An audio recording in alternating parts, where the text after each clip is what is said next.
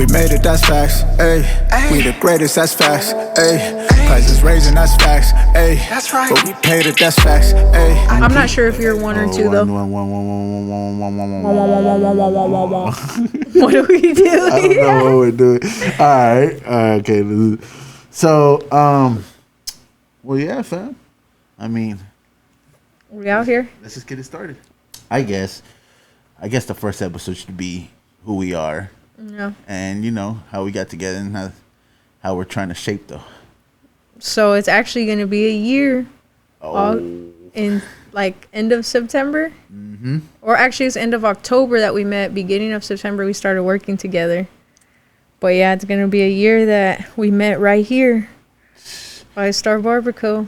I really feel like you just snowballed into this huge, you know, and here's the thing, like, I'm not talking as far as like a superstar status. What I'm saying is like this huge, like, content pushing, you know what I'm saying? Like, there's no, if there's any doubt, like, how much content you put out content.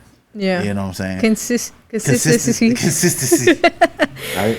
But I mean, for bar none, fam, I mean, you keep me motivated to keep moving. It's not like in the fact like, oh man, I really do feel like you are gonna be, and this is truly, believe me, there's no other barber right now doing this.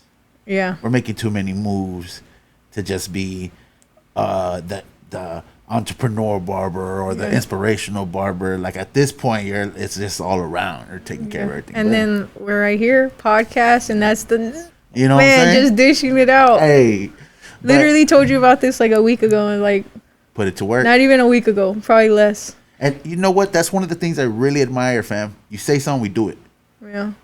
And it's also the biggest thing is when preparation meets opportunity. Yeah. And actually, so shout out Boozer Boys. You can catch them on Spotify and Apple Music. And they've been shooting here since I opened pretty much. They're my clients. He'll be here on Tuesday, the homie. And he's been shooting here. And they do like a sports podcast, just him and a couple homies. And they drink like beer and just have a little sports podcast. And I've always let him use this here every Wednesday night. And then they stopped because football season stopped. And then he texted me, hey, we're going to do it again. Start up last week. And I said, leave your stuff there. He was like, bet. And then he texted me. He took a picture of that box. He's like, we left our stuff there. And I text you. I was like, bro. Let's put it to work. Let's go. Let's put it to work. Hey, look, I'm going to be honest with you, man. I'm not 100% like a technician to the audio in the podcast, but I know enough to get it started. You know? And that's what he said too. Like, it'll be super easy to put together. And I mean, it is. You got all the stuff here. Let's go. Yeah, rocks. Shout out Boozer Boys, man. Facts. Man. But yeah, also, bro, I mean, it's crazy because we definitely have grown together. Facts. That's the craziest part. Facts. We've helped each other so much. And it's just like, I mean, your growth as well. Like me seeing you. Crazy. Bro, you just got off a flight today from Milwaukee. Oh, yeah. Tired, man. Bro, just got off a flight from Milwaukee, turning up the hustle, you know what I'm saying? Yeah, moving. And just in this last year, been to Milwaukee twice, been to Phoenix a couple of times, been to Vegas. Yeah. I mean, crazy stuff. I will say that like I'm grateful for every opportunity, you know what I'm saying? And but yeah, man, I mean, I will say this, I never saw this in the future. This was crazy to me how far it's changed. I mean, man, I was just cutting up vegetables and fruit for HEB, man. Dang, bro, that's crazy. It's crazy, bro. But you know what gets you the furthest though is optimism, positive attitude, willingness to learn, like no ego. Like all those things are like major qualities about you, and you like definitely like the biggest thing is like no ego and optimism and positivity. Like no matter what, I know I'm hard to deal with sometimes, and you just kind of like laugh it off, roll your eyes, and like, all right, let's do it, like let's go and stuff like that. And I mean, I'm sure a lot of people that you've worked with within this last year aren't the easiest to work with, but you just stay positive and just like, yes, okay. And if you had an ego, you'd be like, man, fuck that, fuck what they're talking about. I'm better than, or whatever, you know, because you have grown and stuff. You're like, I don't need them or this or that or whatever. Yeah. Ego's huge, bro, and you have none. And I don't think, I mean, I'm not gonna say none, but you know what I mean. It's like a big thing. Hey, listen, hey, don't get shit fucked up, man. You come to this editing side, bro. I'm gonna show you what it is. I'm gonna put that on you. Nah, but yeah, you know, I will say, man, that everything has just been a learning process. I can't say that I've changed, right? I can't say that I've seen it. I'm still in that process of like, is this real? Like, and the crazy part, because I've been in that 9 to 5, you know, cycle so long, fam. It's more like, damn, like, to me, right? I see it as, damn, all right, I just got to keep hustling harder than I already am, so that way I can keep going further. But there's always that little sense in the back of me is like, damn, is this gonna last? Like, how much more can you do? And so I guess that's where, like, learning all this social media stuff and learning a little bit of everything when it comes to, you know. It never ends, bro. Yeah. It never ends. Yeah. It's a Never constant gonna learning. end. As long as you provide value, you're always valuable to somebody. Facts. Man, but other than that, man, I mean. So just a little context. So 1 year ago, because we met almost a year ago, not quite. So 1 year ago, you were what, cutting up produce for HEB, working a 9 to 5? Yeah, so I had a job at Bill Miller's, right? Which was one of my last. Shout out Bills. Yeah, shout out Bill Miller's. Fucks with I was downtown, you know, in the fire pits, and I was moving quickly, man. Like, within the year, I was gonna take over like a whole shift as a whole manager, not like a partial manager, but be part of a whole shift. And I was learning, you know, entries and learning how to forecast, you know, foods and stuff like that. But, you know, unfortunately, I had bad habits, you know, and it led me to, you know, and the crazy part, man, is like, if you ain't never moved up, man, they drug test you before you move up, right? Yeah, most like corporate, I guess. Yeah. And so, you know, unfortunately, I was just on that bad end of the stick, and I got let go. And, you know, it was a good paying job, right? And I had just got over this, and I know you saw that picture with me with long hair, right? Oh, yeah. And I told you in the text, I said, that's when I was depressed and no one knew. Whenever we're doing this, you need to do a little pop-up of that picture while we're talking about it. I'll show it. And, you know, what's crazy is I cut my hair when I got the Bill Miller's job because it was such a good paying job, right? And I think they started me off like at 14, and then like within the month it was like another $1, and so I was like, oh snap, like $15 an hour. Yeah, like $15 an hour, and then so like, what is that yearly approximately? You know what? I didn't get to stay there the full year. But if it was like, what is is that? 30. 30 a year. Yeah. Respect. Yeah, you know, and but you know, after I got let go, it was like, yo, you know what I'm gonna do. You know, I ran through so many jobs, and you know, just so you have a little bit of context, man, I McDonald's, Wendy's, Jack in the Box, Whateburger. Yeah, Whataburger. You can shout out all those fast food restaurants. That kept I'm getting hungry right now. But yeah, man, you know, so it was just the whole pass through, and so I really had like burned bridges, you know, as far as like getting into other jobs like that. And the last thing was like temp services, and I went to a temp service, and they sent me to a place called Fresh for Texas, where they cut vegetables and fruit for HEB, hand cut, right?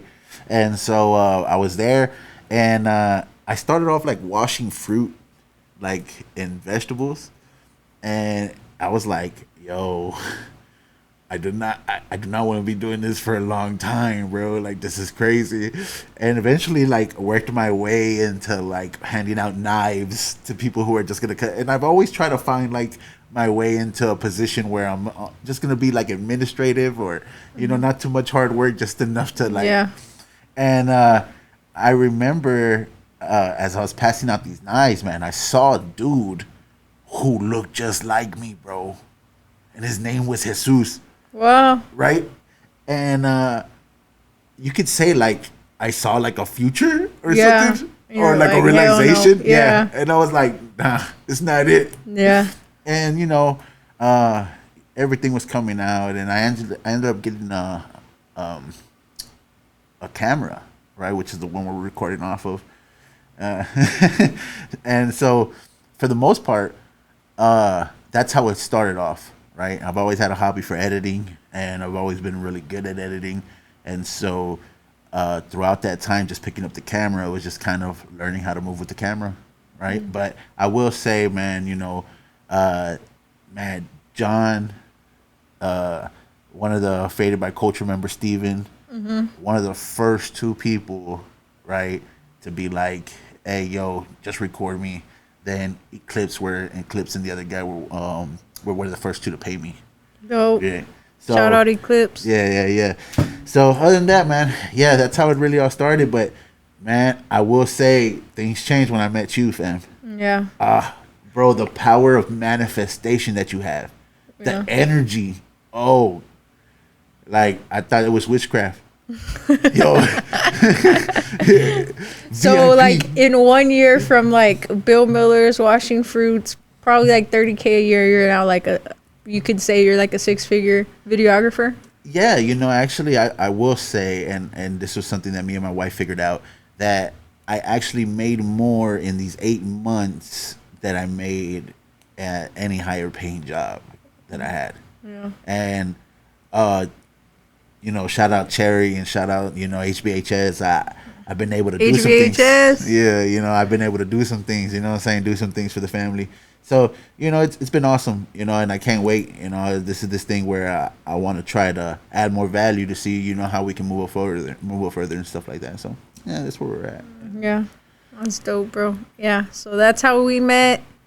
He just came up in here and I said, hey, I need some content. And we've been... Facts. You know what, fam? When you first told me, I didn't think you were going to want the content. Because you're just...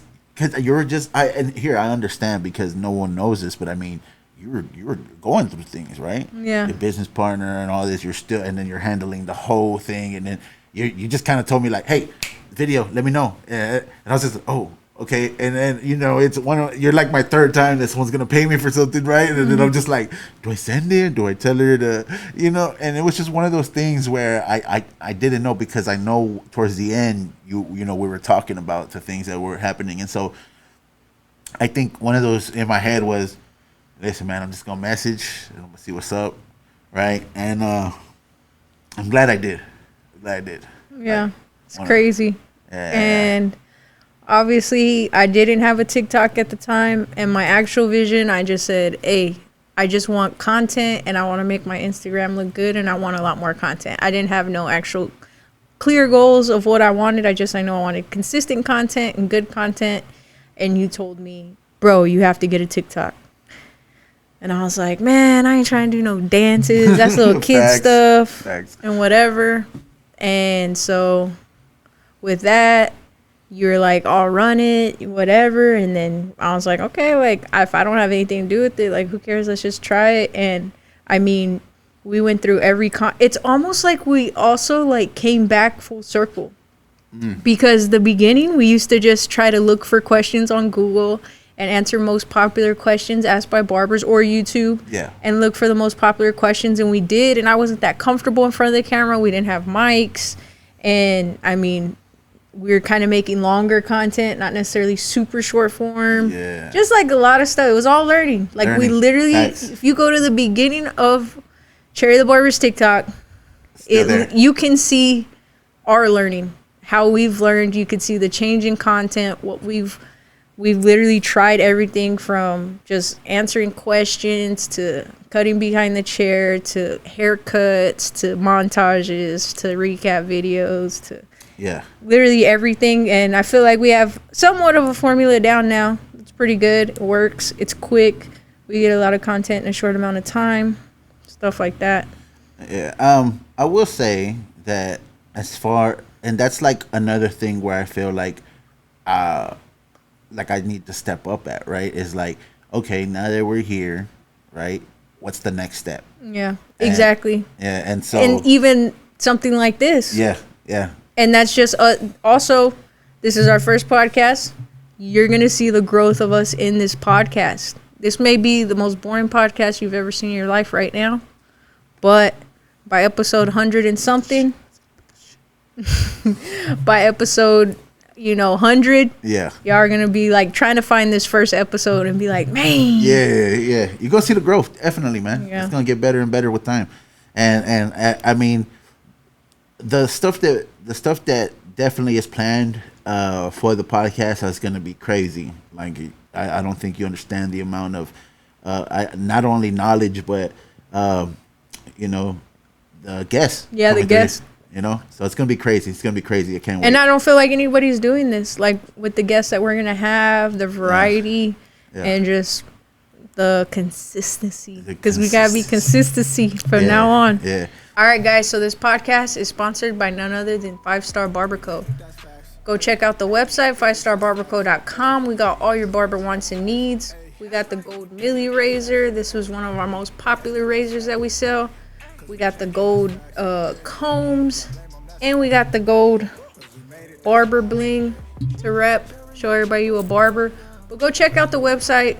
We got the coolest shit for barbers, all the barber swag, and everything you need to be a 5-star barber. Go check us out. Now we should introduce the main star, the main host, the GOAT, the one and only. All right? Let's let the people know who you are, fam. Who is Cherry the Barber? So, Cherry the Barber is obviously a barber. I'm a creator, a visionary. Basically, I started barbering 7 years ago, right when I got out of prison. I went to prison when I was 17 until I was 23 years old. I went straight from high school to prison. I got in a fight in high school, and it accelerated and got real crazy. And basically, I got sentenced to 6 years. I wouldn't have got sentenced to that 6 years, though, if I had, like, family that cared about me and stuff like that. And if I had, like, a good lawyer and stuff like that, I definitely wouldn't have got that severe time. But when you're that age and you're just messing up, and it wasn't just that fight. I had gotten a lot of trouble and it kind of snowballed. And it got crazy. And, I ended up in prison for 6 years from when I was 17 years old, before I was an actual adult, 18. So I was 23. So I grew up my early adult years in prison. And then, the second I got there, I knew that life wasn't for me. I didn't want to be in that life. I didn't want to associate with those people. And, I was like, I'm just going to do my time and get up out of here. So I ended up doing all my time. I got out, like, no parole, nothing like that. I got out 23, and in 2 months, 2 or 3 months, I was going to be 24.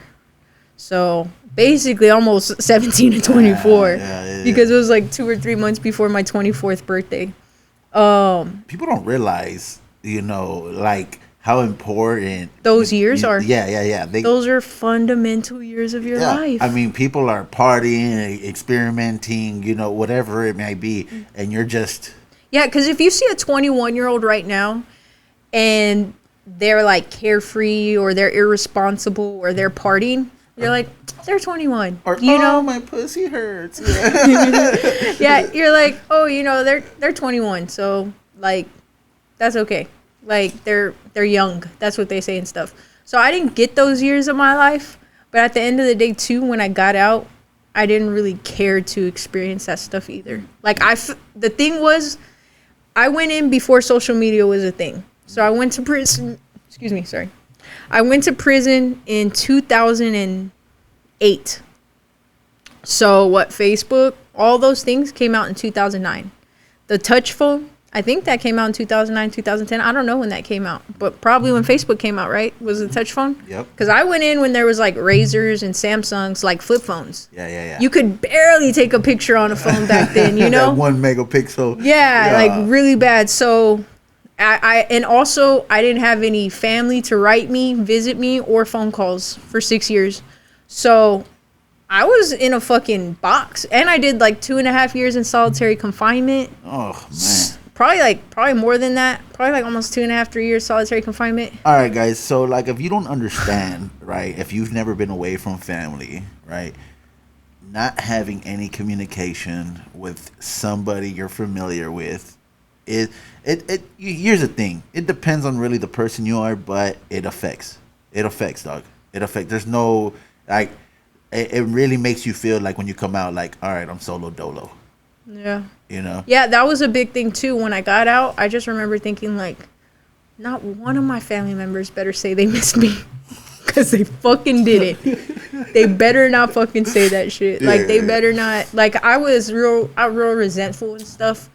But like I said, even right now, I don't have any family except for my one sister who, you know, has apologized multiple times and kind of, she was in her, we had a lot of trauma growing up and just kind of were trying to go our own ways and be, you know, survive on our own. So I couldn't hold that kind of stuff against her. And she honestly, because she didn't have she didn't understand. So she thought I was just a bad person.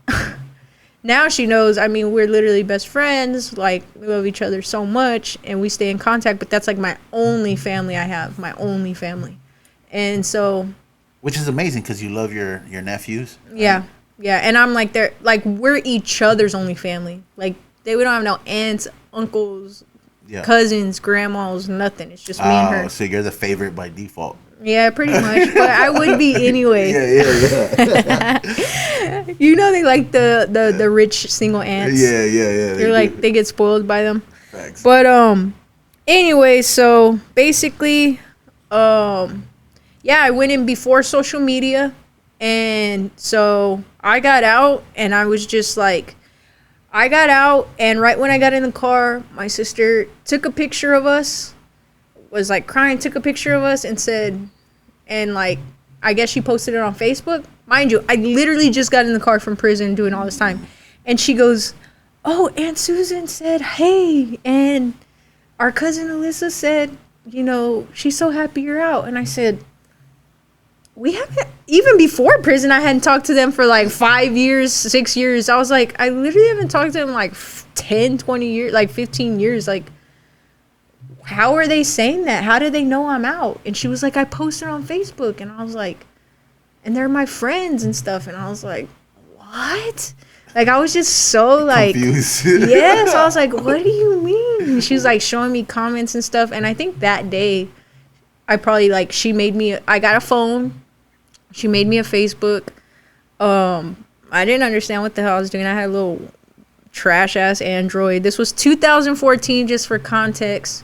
So this was July, like 4th of July. I got out the day before 4th of July, Independence Day.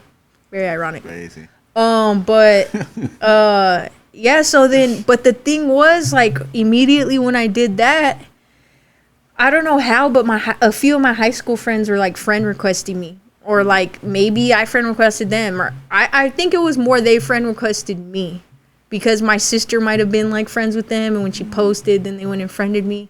But to me, all I saw was all the people I was in high school with.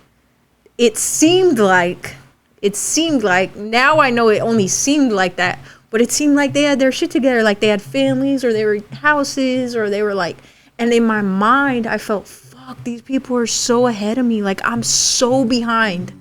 I was like that right there was my biggest drive. And that's crazy to say, because social media affects people negatively.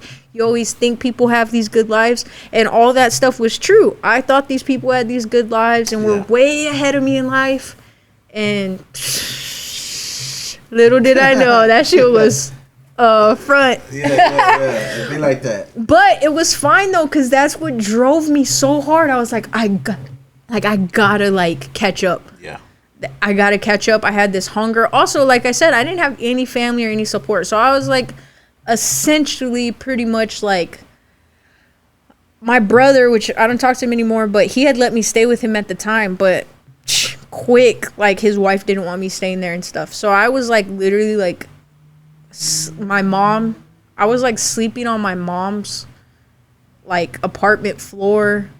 Didn't have any clothes. I mean, I was sleeping on the floor. I didn't even have a bed in there or nothing. Like, And also, I wasn't supposed to be there. It was like a senior citizen, like apartment type thing. Like, I'm not even supposed to be there. Like, it was just horrible circumstances. So I was like essentially homeless, living out of a trash bag. But that's what also drove me. I had zero reason to be at that apartment. I literally just slept there. And if I wasn't sleeping there, I was literally working or grinding. Like, I was always grinding. And so, what's it called? Basically, I went to Great Clips right when I got out.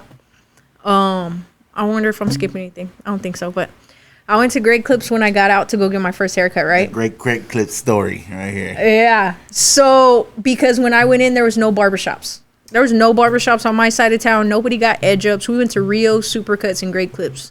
Barbering culture wasn't a thing where I was at. So, and I didn't even know the difference between barbering, cosmetology, stylists, barbers. Like, there was no kind of barbering, nothing. So, I went into Great Clips. Told him, hey, I want a bald fade. Mind you, I used to cut my own hair in prison. Yeah. But I was like, can't wait to get a real haircut. No, but a real haircut from Great Clips. So I went to Great Clips. I said, give me a bald fade. Shout out Great Clips. Hey, shout out Great Clips. Great Clips changed my lives in multiple ways. I'll get back to that later. But she messed it was so bad. Like, it was so bad. But she was hot. Yeah. She was super hot. So she got the tip. Yup. Yeah. And I was like so look, that goes to show you, man, you can mess up on a haircut and still get a tip. Exactly. It was good customer service, and she was hot. She was really nice about the situation. She kind of explained that she didn't really know what she was doing, but she was fine. Yeah. All right. And so I think I even told her, right? I'm fresh out of prison, man. Come on, give me a break. But I was like, the haircut was super bad, and it was like probably $12 or $13, and I think I gave her like $25. Yeah. Which, like, that's a $10 tip. That's good, especially if you're making $10 an hour. In that time. Yeah, that's good. So, like, people are making $10 an hour. You're making hourly, plus you just got a $10 tip, plus you might do 3 other haircuts in that hour. So that was still really good. And so I think I gave her like a $10 tip. Mind you, I'm broke as fuck. I shouldn't even be tipping this. Yeah. I didn't got no money. I ain't got no job. Yeah, we making it look like it. Yeah, you know, I'm just trying to stuff, like I said, fresh out the can. Yeah. So I even told her, I was like, this tip ain't for the cut. This is so corny. Oh, yeah, this is so corny. I was like, this tip ain't for the cut. Yeah. It's for them jeans, girl. Because you wear some tight jeans. Yeah. And that's what made her fine. So then, mind you, whatever. So then I tipped her. And then I went and I took pictures of it. I have those pictures. Maybe you could pop them up like right now while I'm talking about this. But I took pictures of my head, and it was just so bad. And I remember thinking, man, like, I can do 1,000,000 times better than this. And if she just got a $10 tip for doing a shitty job, I can do a really good job and make good tips. Mm-hmm. Mind you,